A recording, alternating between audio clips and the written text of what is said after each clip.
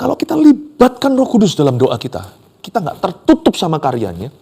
Kalau kita terbuka sama karunia-karunia, doa kita pasti mengalami terobosan-terobosan baru dan terobosan-terobosan berikutnya. Kita akan dibawanya ke level-level yang lebih tinggi. Bukan jadi orang lebih hebat di mata orang, tapi kita punya doa akan benar-benar berkuasa, very powerful. Libatkan Roh Kudus di dalam kehidupan doamu. Jangan doa itu sifatnya sekadar sebuah liturgi atau doa hafalan.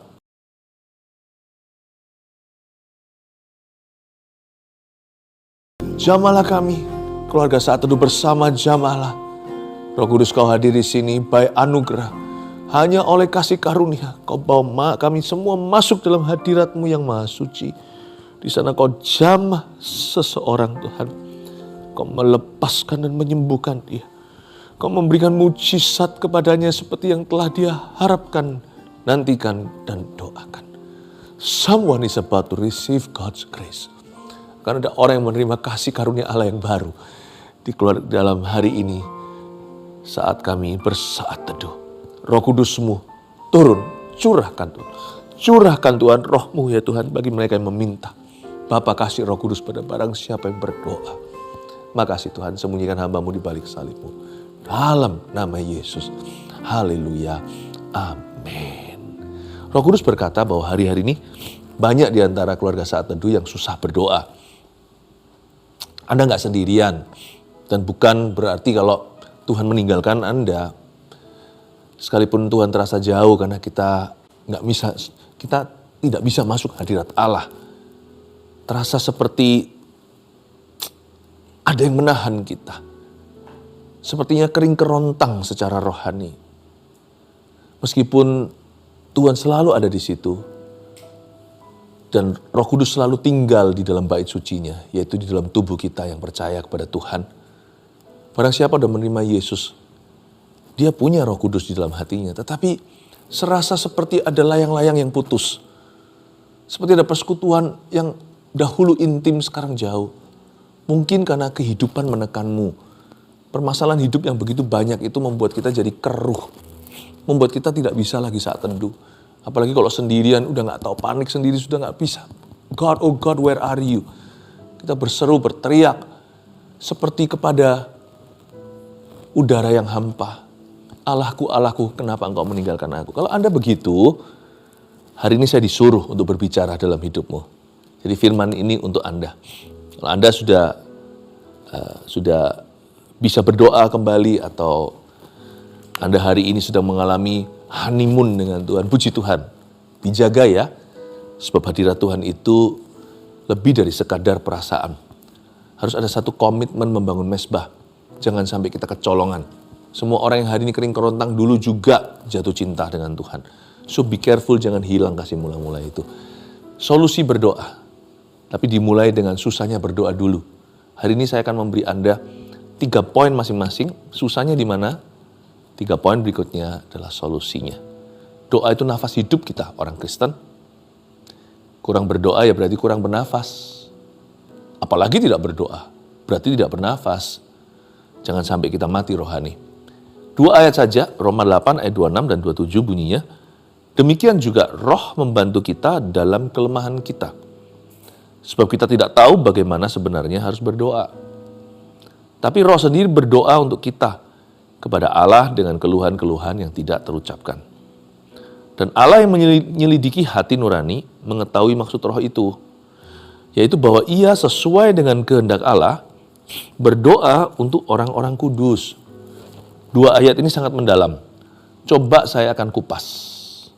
Ambil catatan, siap untuk nulis 3 poin masing-masing.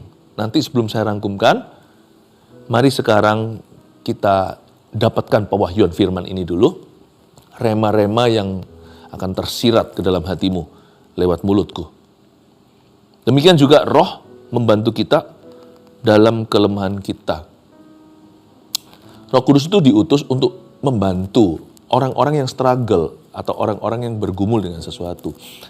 Kalau Anda merasa nggak layak untuk Tuhan, ya untuk itulah Roh Kudus diutus dalam kehidupanmu. Tuhan tidak datang ke dunia itu untuk mencari orang baik-baik. Orang justru yang butuh tabib atau dokter itu orang sakit. Tuhan memanggil orang berdosa untuk bertobat. Dan anak-anak Tuhan hari ini juga yang sedang lemah iman atau yang sedang tidak bisa berdoa. Susah rasanya berdoa, nggak tahu mulai dari mana. Seperti kadang-kadang dalam musim kehidupan tertentu itu kita bukannya nggak mau, tapi jujur nggak bisa berdoa. Orang-orang seperti itu apakah dihukum Allah? Tidak. Demikian juga Roh membantu kita. Justru Roh Kudus ada di dalam hidup kita itu untuk saat-saat seperti ini. Jadi jangan tertuduh dulu, jangan-jangan nanti yang bekerja adalah roh setan pendakwa kita. Jadi jangan mau terima mentah-mentah setiap tuduhan yang dilontarkan di hati kita. Tuhan membencimu lah, Tuhan sudah meninggalkanmu lah, kamu tidak punya harapan lah. Tuhan marah lah sama kamu lah. Jangan telan kata-kata setan. Roh Kudus membantu kita dalam kelemahan kita. Jadi di dalam kelemahan kita dia menolong kita. Kelemahan di sini itu bicara banyak hal. Kita punya kelemahan karakter, orangnya nggak sabaran. Kita juga punya kelemahan apalagi dalam kepribadian kita. Misalnya orang yang itu mudah menyerah. Kelemahan itu juga kelemahan fisik, contohnya seperti orangnya kalau lagi doa itu ngantukan. Kan ada orang di dalam gereja itu kalau setiap kali sudah masuk di dalam pemberitaan firman langsung dia tertidur. Bukan melulu salah daripada pengkhotbahnya membosankan, tetapi kadang-kadang pun dikasih revivalist, pembawa kebangunan rohani yang dahsyat pun kadang-kadang ada orang tertentu memang ya sudah orangnya memang nggak susah konsentrasi atau susah fokus. Ada juga nama-nama kondisi seperti ini, apa kayak yang ADHD dan sebagainya, saya kurang familiar, tetapi yang konsentrasinya itu pendek, susah sekali untuk bisa fokus.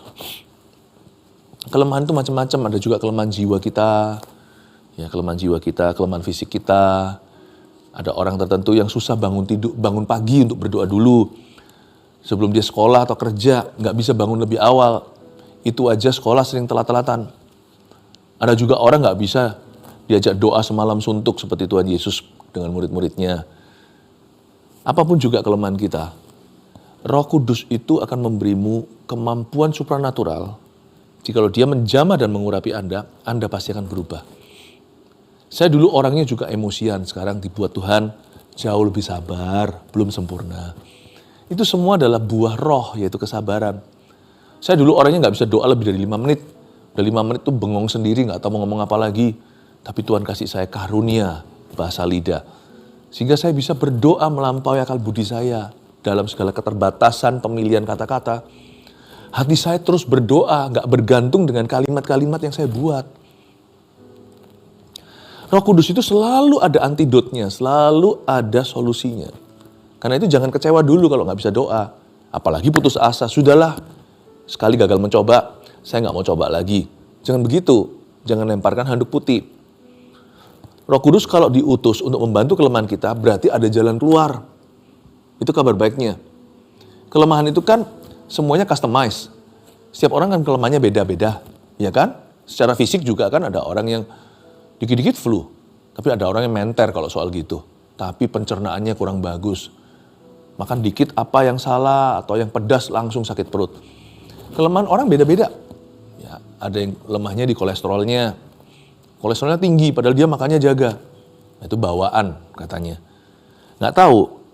Kelemahan itu pasti customize. Setiap orang itu pasti sendiri-sendiri. Nah, Roh Kudus itu diutus dalam hidup kita. Bukan hanya dicurahkan dari sorga untuk semua. Roh Kudus diutus dalam kehidupan anak-anak Tuhan itu satu persatu dalam hidup mereka. Kalau kelemahan kita customize, sangat khas. Berarti jalan keluar Tuhan nanti juga akan sangat khusus bagi Anda dan aku. Jadi jangan kecewa dulu. Ada jalan keluarnya. Kalau kita nggak bisa berdoa, itu berarti nggak bisa bernafas. Dan setan tahu kita cepat lambat akan mati. Karena itu bergantunglah pada Roh Kudus. Dia akan memberikan kepadamu jalan yang lebih baik. Dia pasti akan memberikan solusinya. Sebab kita tidak tahu bagaimana sebenarnya harus berdoa. Salah satu rintangan lagi tentunya yang membuat kita sulit untuk berdoa adalah kita nggak tahu harus bagaimana berdoa. Doa itu apakah harus melipat tangan seperti ini? Berdiri, duduk, atau berlutut ya, bersujud. Aku kalau berlutut nggak bisa lama-lama karena lututku nggak bagus. Atau gimana ya, berdoa itu harus di dalam gereja atau boleh di kamar saya? Boleh nggak saya berdoa itu di ruang kantor saya? Tentunya nggak curi waktu, tapi di sela-sela waktu pas istirahat. Apakah doa itu di depan orang rame-rame gitu, alias doa korporat, atau doa itu mesti sembunyi sendiri di kamar pribadi? Kita nggak tahu, ada banyak sekali 1001 pertanyaan, question. Kita nggak tahu, bukan hanya nggak tahu bagaimana berdoa, itu hanya satu hal. Hal lain yang sama dahsyatnya adalah kita juga nggak tahu mau doa apa. Oke, doa berarti harus melipat tangan. Setelah itu aku ngomong apa ya? Apa yang harus kudoakan ya? Wow. Makanya Roh Kudus itu hadir di hidup kita untuk menjadi guide, seperti tour guide gitu ya. Tapi Roh Kudus datang sebagai pemandu. Dia akan tuntun kita, bimbing kita dalam segala kebenaran. Nah, kita lanjut dulu ya. Sebab kita tidak tahu bagaimana sebenarnya harus berdoa. Tapi Roh sendiri berdoa untuk kita kepada Allah dengan keluhan-keluhan yang tidak terucapkan. Roh sendiri berdoa untuk kita, itu maksudnya Roh Kudus melipat tangan lalu mendoakan saya. Coba dibaca lebih seksama. Roh sendiri berdoa untuk kita. Ada sesuatu yang sifatnya bukan dari kita. Sesuatu yang pure, murni dari Roh Kudus di dalam diri kita. Roh sendiri berdoa untuk kita itu terjadinya adalah melalui kita. Karena Roh Allah selalu bekerja sama dengan ciptaannya. Roh itu berdoa untuk kita kepada Allah. Jangankan jauh-jauh. Tadi malam aja, saya dibangunkan Roh Kudus. Kok tahu Pastor Philip itu Roh Kudus? Ya nggak mungkin saya diam-diam bangun pukul 3:30, 4 untuk berdoa. Karena saya pasti mengantuk. Karena tubuhku ini, dagingku ini lemah, rohku yang penurut, itu pasti sesuatu yang sifatnya spiritual. Saya dibangunkan untuk berdoa bagi beberapa hal, termasuk untuk mendoakan Anda hari ini. Saya melakukan peperangan rohani tadi pagi. Itu di luar jam doa saya. Jam doa saya nanti setelah matahari terbit, pagi hari. Tapi ini kan masih gelap, masih pukul 3, belum sampai setengah 4. Roh Kudus tuh bangunkan saya, ayo berdoa. Bukan Roh Kudus yang mendoakan saya, Roh Kudus ajak saya berdoa. Dan saya berdoa dengan keluhan-keluhan yang tak terucapkan. Apalagi kalau lagi ngantuk begitu, nggak bisa pilih kalimat, itu otak belum bangun. Tapi pada waktu itu saya berdoa. Dengan keluhan yang tidak terucapkan. Siapa yang berdoa? Saya yang berdoa? Enggak sih, saya maunya tidur. Tapi suara saya, iya. Saya harus taat, iya. Saya harus nurut, saya harus bangun. Lalu saya berdoa. Siapa yang berdoa? Roh Kudus yang membangunkan saya. Roh Kudus itu mengajari saya berdoa. Roh Kudus yang berdoa melalui kita untuk orang-orang kudus. You see, Roh Kudus dicurahkan atas gerejanya, atas umat perjanjian baru, juga sebagai roh doa. Ingat ketika rasul-rasul jadi penuh Roh Kudus saat Pentakosta, tak lama kemudian mereka berkumpul lagi, tempat itu sampai goncang menjadi gempa bumi. Waktu berdoa itu loh terjadi getaran, mereka kepenuhan. Siapa yang mengurapi doa mereka? Ketika mereka sama-sama berseru di situ, mereka benar-benar diurapi oleh Roh Kudus untuk bersyafaat bagi bangsa mereka, untuk bersyafaat bagi jiwa-jiwa, untuk bersyafaat untuk keluarga mereka, untuk bersyafaat bagi orang-orang jahat agar mereka bertobat.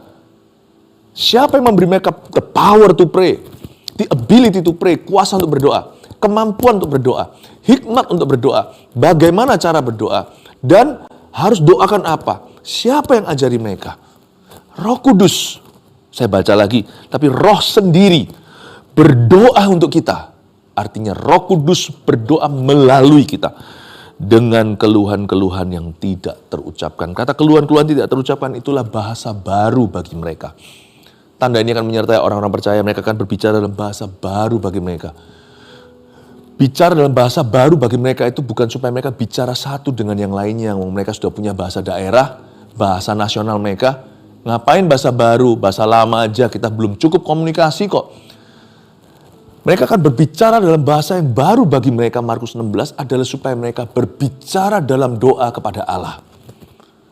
Ini bahasa baru, ini karunia bahasa lidah.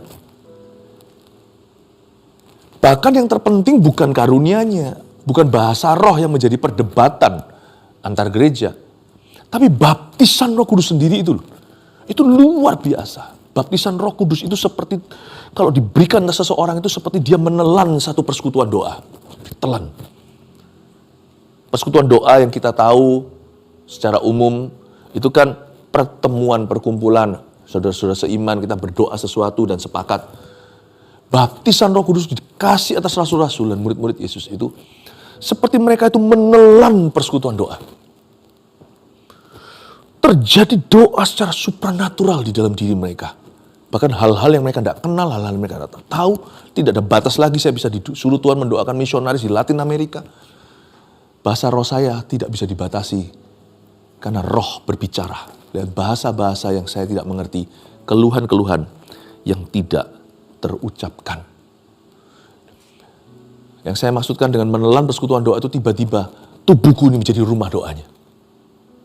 Dan juga menjadi powerhouse, menjadi generator kuasa untuk bersaksi bagi Tuhan. Signs and wonders and miracles, tanda-tanda mujizat dan heran pun terjadi lewat kesaksian orang-orang yang dibaptis oleh Roh. Mereka bukan hanya cinta Tuhan. Mereka bukan hanya bisa mempersembahkan talenta mereka di alam jasmani atau secara alami.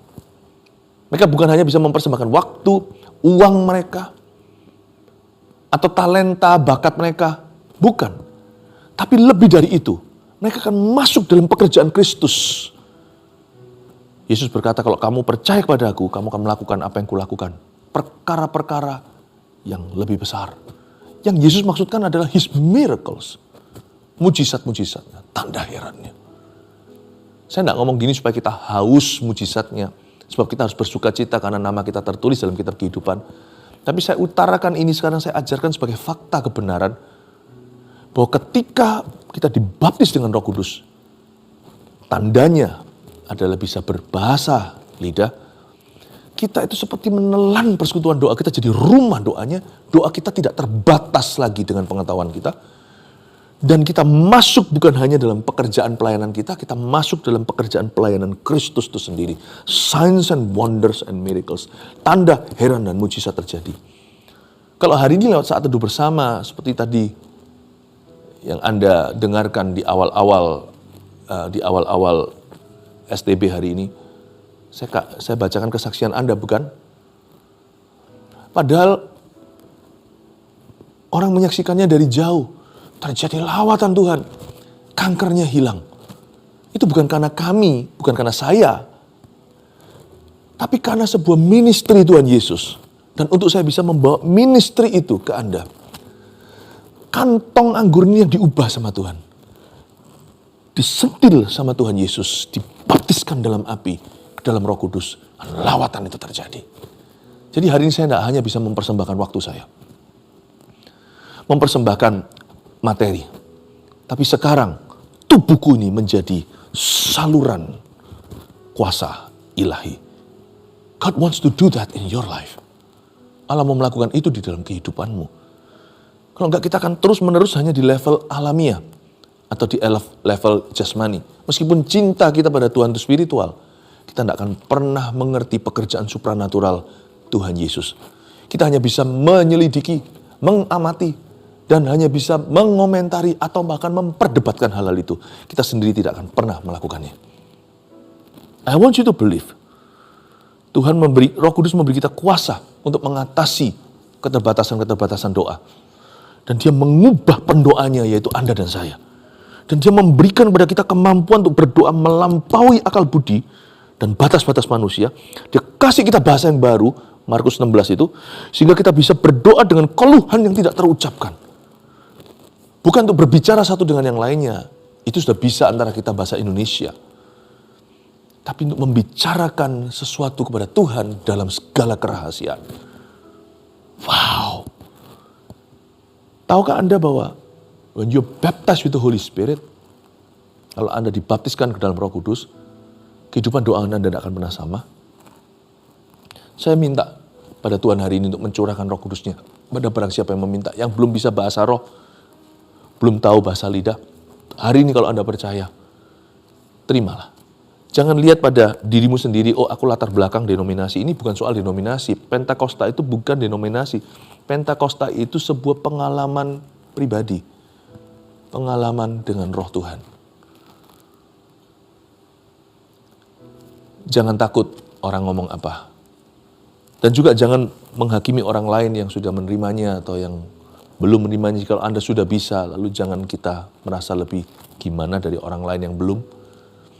Kalau kita belum menerimanya, jangan kita nilai dan hakimi orang yang sudah berbahasa lidah. Yang penting kita lihat buah-buah rohnya kan. Kalau buahnya baik, apalagi kalau ada orang itu juga kelihatan buah-buah yang tetap. Bukan hanya buah-buah Roh Kudus, kasih, sukacita, damai sejahtera, kelemah lembutan. Tapi buah-buah yang lain, buah-buah tetap itu artinya mulai terlihat jiwa-jiwa dimenangkan dalam hidupnya. Orang-orang sekelilingnya disembuhkan. Batin orang yang rusak pulih lewat doanya. Tubuh orang yang sakit didoakan sembuh. Kalau Anda lihat bukan hanya buah Roh Kudus pada hidupnya, tapi buah-buah pelayanannya. Jangan kau hakimi terlalu dini. Itu kalau Roh Kudus yang bekerja dalam dirinya, jangan sampai yang kita hujat nanti adalah Roh Allah. Seperti Yesus dibilang, kau membebaskan seorang yang dibelenggu setan dengan penghulu setan. Yesus berkata, kalau kamu salah paham sama aku, masih oke itu. Tapi kalau kamu mulai menyebut pekerjaan Roh Kudus itu adalah karya setan, kamu dalam bahaya. So, kamu tidak tahu siapa yang kau hujat. Saya ingin Anda untuk mengerti bahwa God prepares for you baptisan Roh Kudus ini. Untuk orang yang haus, bukan suatu keharusan. Tapi kalau Anda tahu, oh that's for me, itu untuk aku mau, Anda berdoa. Saya akan berdoa bagi Anda sebentar lagi, Anda semua akan menerimanya. Ya, lanjutkan lagi. Dan Allah yang menyelidiki hati nurani mengetahui maksud roh itu, yaitu bahwa ia sesuai dengan kehendak Allah berdoa untuk orang-orang kudus. Dan Allah yang menyelidiki hati nurani siapa yang diselidiki? Bukan Roh Kudus. Roh Kudus itu adalah Allah Tritunggal. Berarti Allah yang menyelidiki hati nurani mengetahui maksud roh itu. Jadi lewat bahasa roh itu, Roh Kudus yang berdoa melalui kita. Karena kita nggak atur kata-katanya. Tetapi pakai hati nurani kita. Ketika lidah dan hati bersatu berdoa.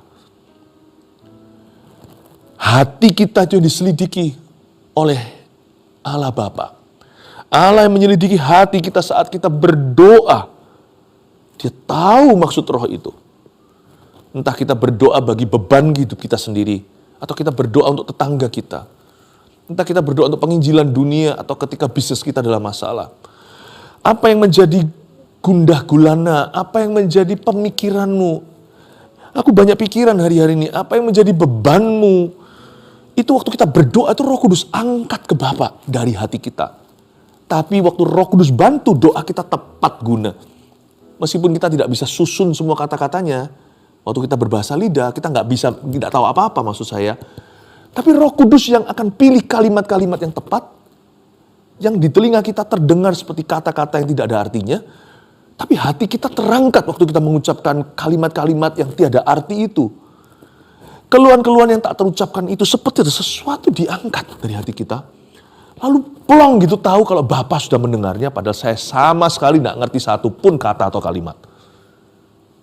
Dan waktu saya berdoa dalam akal budi, seperti ada pemandunya. Saya bisa bersyukur. Waktu saya berdoa dalam bahasa yang saya ngerti, bahasa Indonesia contohnya, saya seperti dituntun, bukan fasilida ya, tapi kata-kata kalimat saya itu tepat persis seperti yang saya rasakan. Saya berkata sama Tuhan, thank you. Mungkin dengan air mata atau mungkin tidak menangis sama sekali. Tuhan terima kasih. Bisa persis seperti yang saya rasakan. Itu Roh Kudus bantu. Di alam roh waktu kita doa, maupun di alam nyata, di mana akal budi kita yang kita pakai. Bahasa yang kita mengerti seperti bahasa Indonesia. Kalau kita libatkan Roh Kudus dalam doa kita nggak tertutup sama karyanya. Kalau kita terbuka sama karunia-karunia, doa kita pasti mengalami terobosan-terobosan baru dan terobosan-terobosan berikutnya. Kita akan dibawanya ke level-level yang lebih tinggi.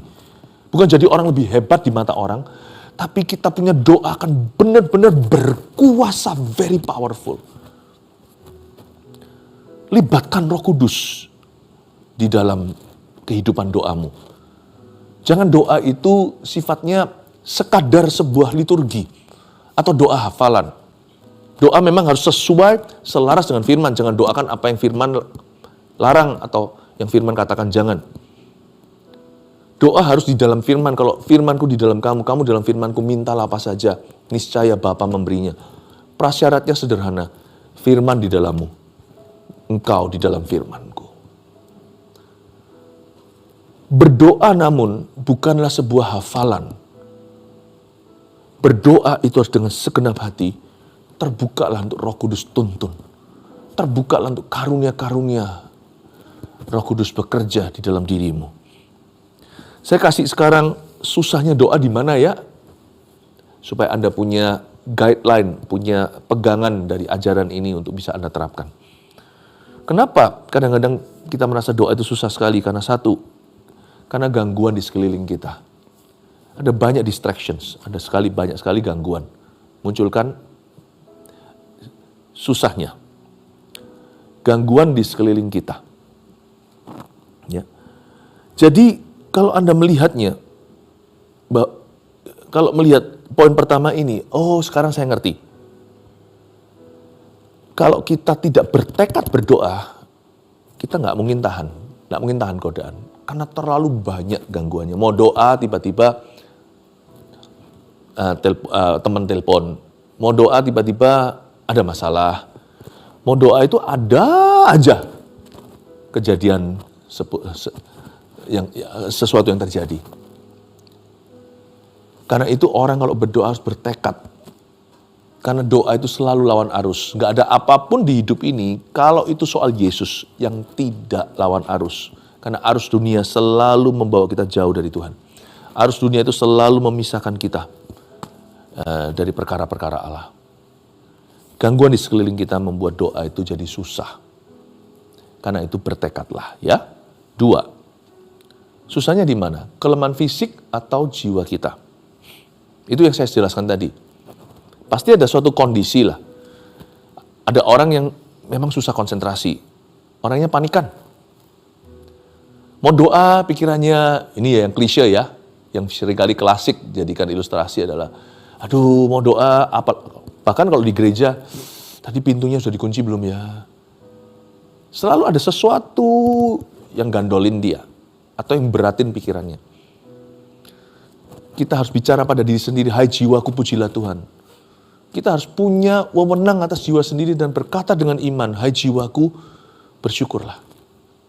Kalau doa itu, udah, arahkan pandanganmu ke Kristus. Kuatkan jiwamu yang lemah. Dan kalau fisik kita itu yang lemah, ya misalnya kita nggak bisa bangun pagi, ya atur jam tertentu. Kalau enggak, diakali. Mungkin tidurnya lebih awal. Atau kalau kita mau doanya malam hari, notabene sering kantuk, tolong jauhi kamar tidur. Cari kamar lain, mungkin rumah tidak besar, tapi janjian dulu dengan istri. Jam segini-segini kalau sudah menikah, aku mau doa di situ ya. Tolong dukung aku. Kalau Anda bisa punya tempat itu, menyingkir di mana? Lebih mudah kalau sudah ada disiplin begitu. 3, ketidaktahuan apa yang harus didoakan. Saya percaya kalau Anda terbuka, ya Roh Kudus kasih hikmat nanti apa yang harus didoakan. Dan kalau Anda dapat karunia bahasa roh tadi itu bisa benar-benar membawa kita masuk. Bahkan ketika akal budi kita belum konsentrasi penuh, roh kita dibuat tenang waktu kita berbahasa lidah. Mungkin bukan 10 detik pertama. Tapi percayalah, setelah menit-menit kemudian, kita itu jauh lebih fokus. Roh Kudus, karena Roh Kudus yang berdoa melalui kita. Solusinya saya kasih 3. 1, sadari pentingnya doa untuk hidup kita. Sadari dulu pentingnya. Kalau kita nggak berdoa itu efeknya luar biasa. Gini ya, doa nggak akan membuat perbedaan waktu kita baca Alkitab dalam arti pengetahuan. Kalau secara pengetahuan kita tahu sih tahu. Tetapi ketika kita tidak berdoa lagi, kita tidak bisa mendengarkan lagi suara roh di dalam diri kita waktu kita baca firman itu. Dan waktu kita kurang berdoa, kita juga mulai kurang bisa mendengarkan suara roh atau kesaksian roh itu di dalam diri kita. Itulah sebabnya orang yang sudah tidak berdoa, ada putus hubungan dengan Tuhan misalnya, waktu kita bisa saja membaca, tahu ayat-ayat firman, tapi dia hanya dengarkan telinga kiri, keluar telinga kanan, atau hanyalah sebagai pengetahuan. Jangan-jangan nanti jadi orang Farisi ahli Taurat yang merasa udah tahu segala sesuatu dan merasa diri pintar. Tapi hatinya tidak akan berubah. Tapi kalau kita itu dengan prayerfully waktu kita baca firman, kalau kita benar-benar berdoa, itu nanti ya kita, apa yang kita baca itu menjadi rema di dalam diri kita. Itulah gizi rohani sesungguhnya. Dan orang yang berdoa akan dituntun Allah dari dalam dirinya. Lewat firman tentunya, tapi juga lewat suara hati. Dia akan lebih peka untuk mendengarkan suara roh itu, kesaksian roh itu di dalam dirinya, di dalam jiwanya. 2, bangun kebiasaan doa yang tetap. Itu akan sangat membantu orang-orang yang punya kelemahan fisik dan jiwa. Coba diakses sendiri, kelemahanku apa? Adakah hikmat tertentu yang saya katakan tadi, contohnya kalau orang yang nggak bisa bangun pagi, atau orang yang ngantukan kalau sudah jam malam. Bangun kebiasaan, atau Anda susah konsentrasi, doa lalu habis itu TV nyala. Cari ruang lain. Kalau bisa itu bangun kebiasaan doa yang tetap, itu berarti juga ada a fixed place, ada tempat yang tetap, jam yang tetap. Kalau kita punya disiplin seperti itu, lebih gampang kita ikuti diri sendiri. Ikuti komitmen sendiri maksudnya. Tapi kalau kita nge-flow, atau kita nggak tahu, terserah, kemungkinan besar akan susah untuk bisa mempertahankan ritme doa dalam hidupmu. Tidak ada yang salah dengan yang namanya rutinitas. Kalau rutinitas itu diperlukan untuk kita itu stabil dulu. Kehidupan doa harus stabil, dibutuhkan rutinitas yang baik. Bangun kebiasaan yang tetap. 3, libatkan Roh Kudus lebih lagi di dalam doa. Dan saya percaya kalau Roh Kudus benar-benar kau beri ruang terbuka, doamu akan mengalami level yang baru. Anda akan melihat terobosan-terobosan iman yang belum pernah Anda lihat sebelumnya.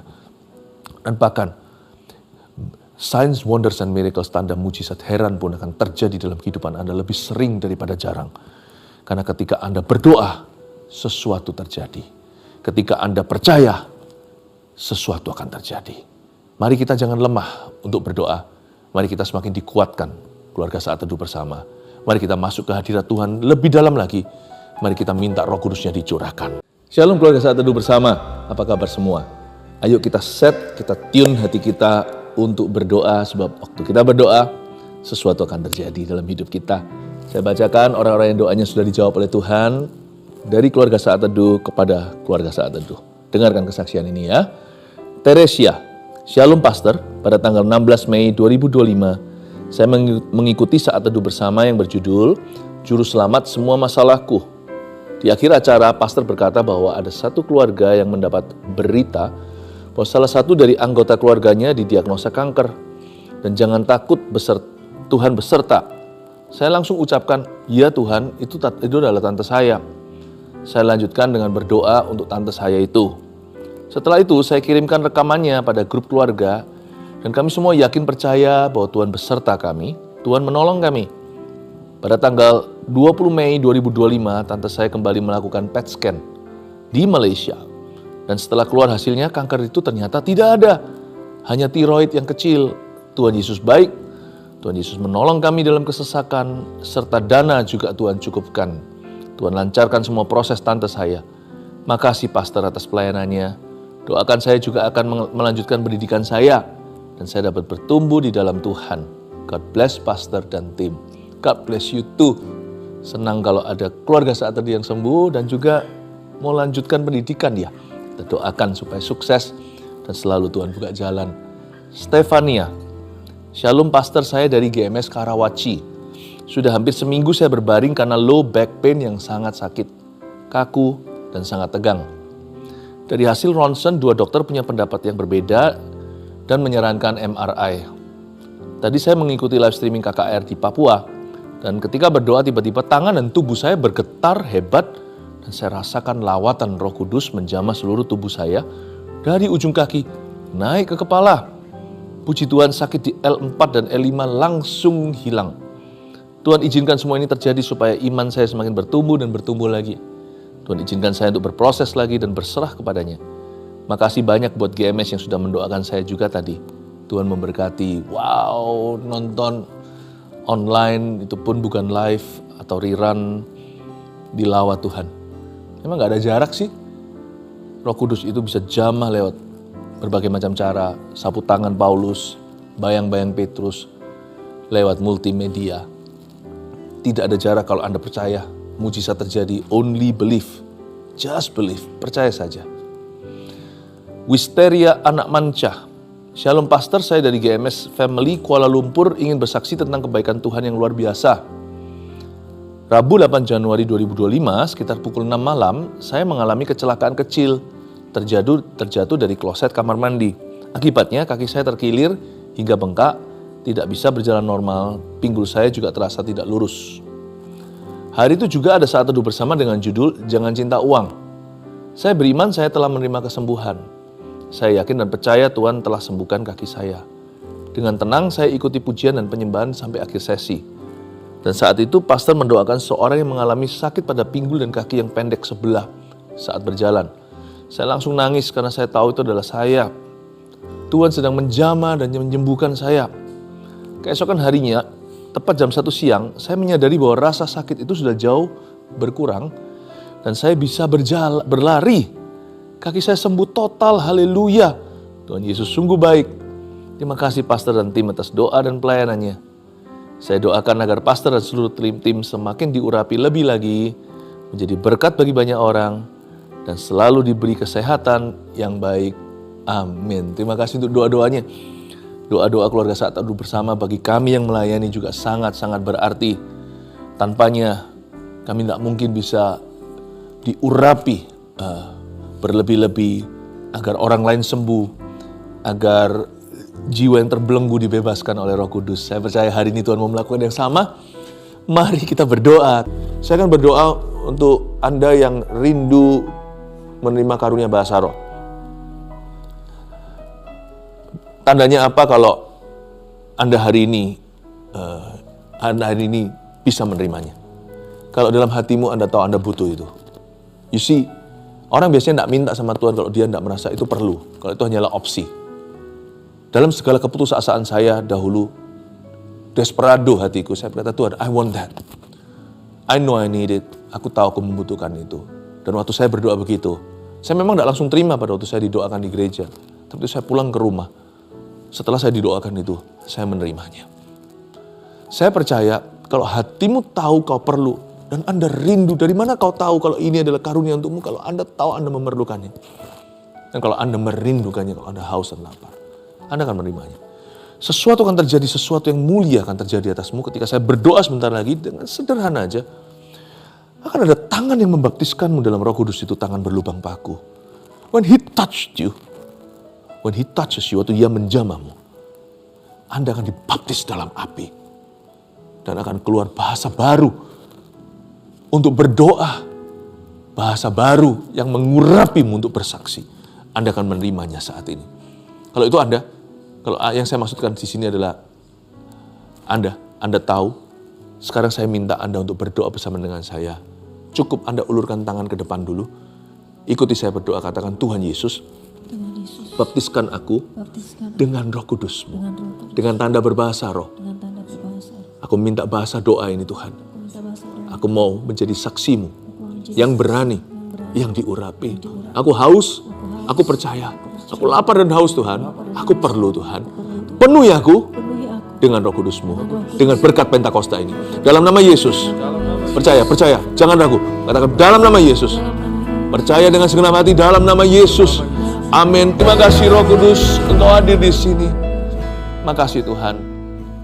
Makasih Tuhan. Terima kasih Tuhan. Tuhan Yesus, hamba-Mu berdoa untuk kesembuhan ilahi bagi orang-orang yang sakit. Aku tengking di dalam nama Tuhan Yesus. Sakit usus buntu yang dialami seorang muda.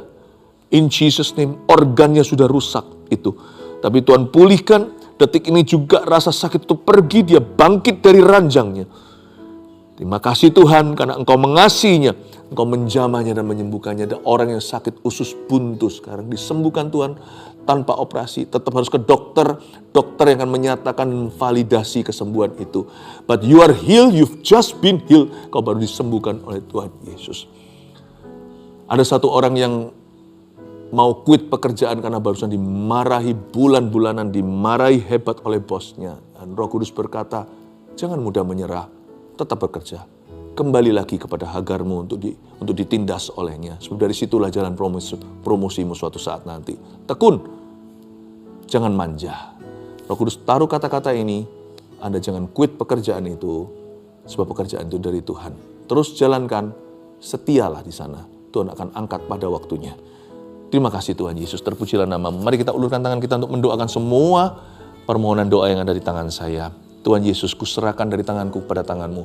Mohon jamah setiap orang yang bergumul di dalam bisnisnya, jamah setiap orang yang bergumul dengan sesuatu di dalam rumah tangganya. And heal the sick, I pray. In Jesus' name, sembuhkan mereka yang sakit. Dalam nama Yesus. Haleluya. Amin. Mari kita mengangkat tangan kita.